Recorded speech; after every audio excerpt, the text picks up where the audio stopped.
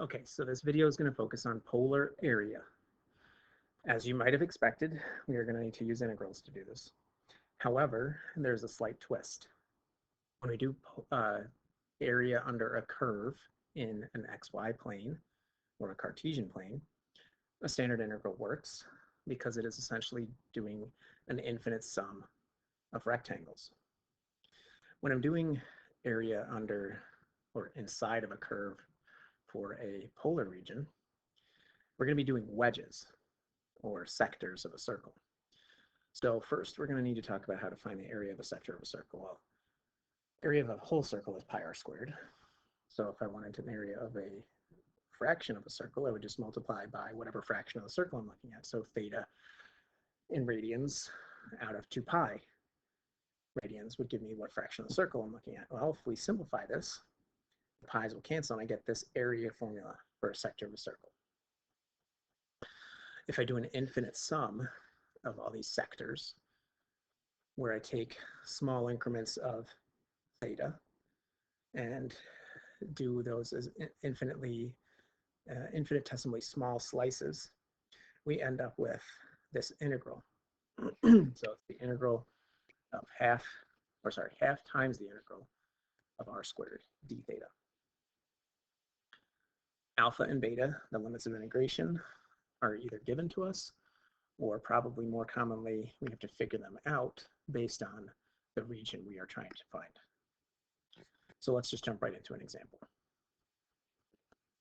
First example here, sketch the graph of 2 plus 2 sine theta and find the area bounded by the graph. 2 plus 2 sine theta is a cardioid. I'm going to plot points by plugging in values for theta. If I plug in 0 for theta, we get 2 plus 2 times the sine of 0, which becomes 2 plus 0. So at theta equals 0, we get an r value of 2. And at pi over 2, when we plug in pi over 2 for theta, sine of pi over 2 is 1, so we get 2 plus 2 times 1, or 4. At pi, we get 2 plus 2 times sine of pi, so 2 times 0, so we get 2 plus 0, which is 2. So as theta gets bigger, it starts to go out to an r value of 4. And then from pi over 2 to pi, it starts to decrease again. So we get kind of this shape. And then from pi to 3 pi over 2, well, at 3 pi over 2, we get negative 1 for the sine of 3 pi over 2. So 2 plus 2 times negative 1, or 2 minus 2, which is 0. So this kind of collapses in on itself, and we get this cardioid shape. So we can calculate this as 1/2 times the integral from 0 to 2 pi of r squared. Well, r is 2 plus 2 sine theta squared d theta. And again, the reason that my limits of integration are going from 0 to 2 pi is because at 0, as theta is 0, we get this wedge. And then we just kind of gradually increase the wedges from 0 to pi over 2 would give me that region there. Pi over 2 to pi would extend it over to this region here. This is pi. And pi to 3 pi over 2 would give me this portion in the third quadrant.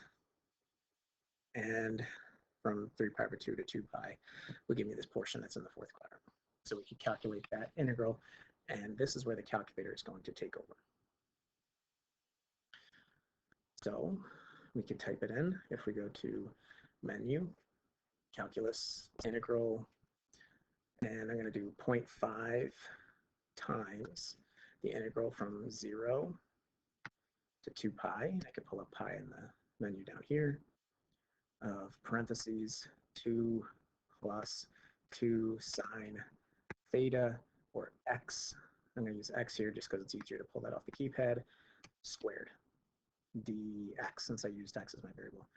You need to make sure your calculator's in radian mode when we're calculating this. And we get 18.8495, or 18.850.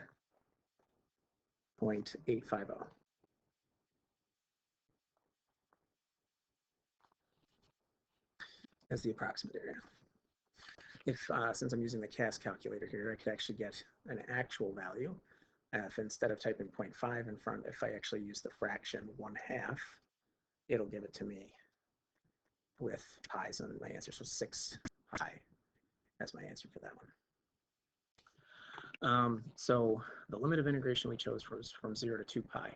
But theoretically, we actually also could have said, well, what if we started down here at negative pi over 2, which would capture, or if I went from negative pi over 2, it would capture the graph as if we curved around this way and stopped at 3 pi over 2. So I could actually calculate this from negative pi over 2 to 3 pi over 2 and actually get the same exact answer. So if I do negative pi over 2 as my lower bound and 3 pi over 2 as my upper bound or my upper limit of integration, we actually get the same exact answer. And so the limits of integration can actually be modified depending on how you visualize the curve. Okay, so the next one we have here is a polar rose. Things to recognize about polar roses is that if, we'll call this value here B, if B is odd, then we have B petals, and it's just a refresher from pre-calc. And then if B is even, we have 2 B petals. So this first question is to graph 2 sine 3 theta. We could absolutely take advantage of the calculator. It is a 3 rose petal. If we plug in 0 for theta, we get 0 as our R value. And essentially what's going to happen is it starts increasing in value until it gets to here. Probably should make this, so the 2 in front makes the rose petals extend out 2 units. So I'll try to make it scaled accordingly. So there's our first petal. Then at pi over 2, it's almost as if it's evaluating the sine of 3 pi over 2, which comes out to be negative. So then we actually end up at negative 2 for the R value when theta is pi over 2. And this last rose petal is going to be out this way. So it's asking for the area of 1 petal. And so we could essentially evaluate the integral from 0, which is where we started, to whatever this value is here that caused the rose petal to collapse back in towards the pole, right? This point in the center. That's the origin, is also called the pole in polar coordinates. So we need to know what this angle is up here. You might recognize it as pi thirds just visually if you're good at seeing that spatial reasoning there. But we have a couple other ways we could figure that out. So essentially we need to find out when is 2 sine of 3 theta equals 0.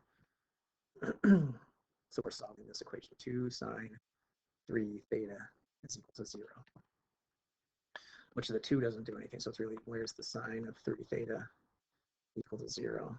Well, that means that 3 theta is going to equal 0 or pi or 2 pi or 3 pi. So essentially it's the multiples of pi thirds, right? We get 0, pi thirds, 2 pi thirds, and so on. So we have the integral from 0 to pi thirds. That's going to give us this region right there. Sorry, I need 1/2 in front. So 1/2 times that. And R is 2 sine 3 theta squared d theta.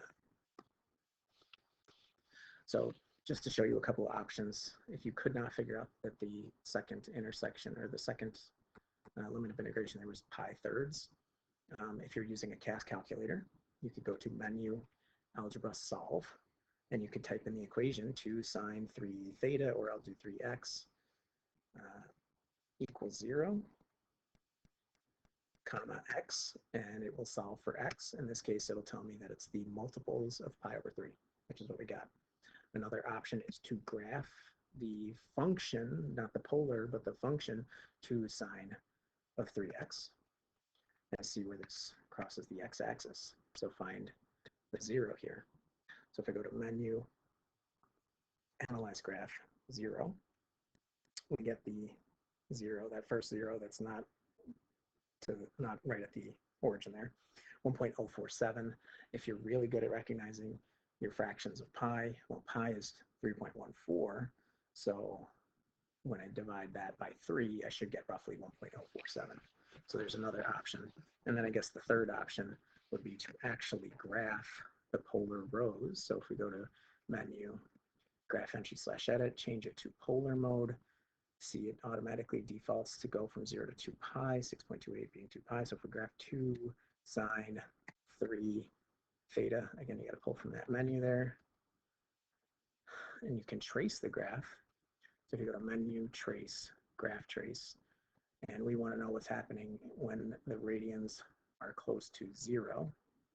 Or sorry, at 0 it's at the origin, and then as it increases to 1, you can see it's just above, ours just above 0, I mean. And then if I go one more at 1.1, now it's a negative r value. So somewhere between 1 and 1.1, which is going to be, again, that pi thirds value.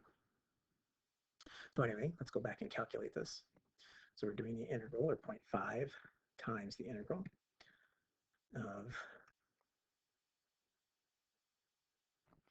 from 0 to pi thirds. So pi thirds, this is 2 sine 3 theta, or in this case, I'm going to do x just because it's easier to pull off the keypad, squared dx, and we get 1.047, so actually coincidentally pi thirds as our actual answer here. So we get 1.047. Okay. So last one we're going to do is a 4 rows pedal, because B is now 2. Cosine, when I plug in 0, is equal to that r value. So r is equal to 4 times the cosine of 1. So, or sorry, 4 times the cosine of 0, so that's 4 times 1. And so we're going to have rows pedals that extend out 4 units, and we're going to have 4 pedals.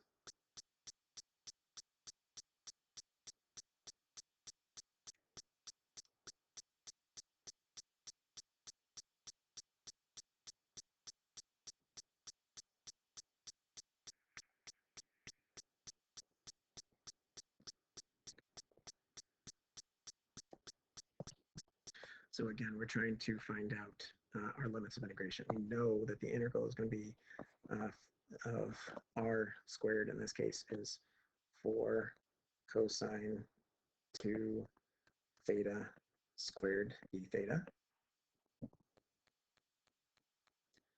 And let's see. So we're doing the integral. So we got to find the limits of integration. So we want to know where's the rows kind of going back towards the pole. So you got a couple options here. One of the things that we could do is actually say, well, at theta equals 0, it's here. And if I calculate from 0 to, you probably could figure it out, this is pi over 4. Just by looking at it, or again, we're trying to find out where is 4 cosine 2 theta equal to 0. Well, that's going to be where 2 theta is equal to multiples. So that's going to be a pi over 2. So that means that theta is equal to, again, pi over 4. So we go from 0 to pi over 4. Now, if I do that from 0 to pi over 4, I'm not getting a full pedal.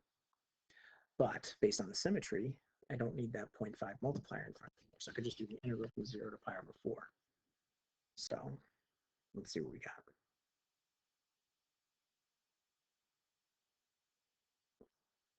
So we do 0.5 times the integral, menu, calculus, integral, 0 to pi over 4 of 4 cosine 2x squared dx And actually, again, like I said, I don't know why I put the 0.5 in there. I don't need it, right? I only need, I guess, a 1 in front. And we get 2 pi. So our answer for this one is 2 pi. You could have also done the integral from negative pi over 4 to positive pi over 4 if you wanted to, and then multiplied by 0.5, you would get the same exact thing. Okay,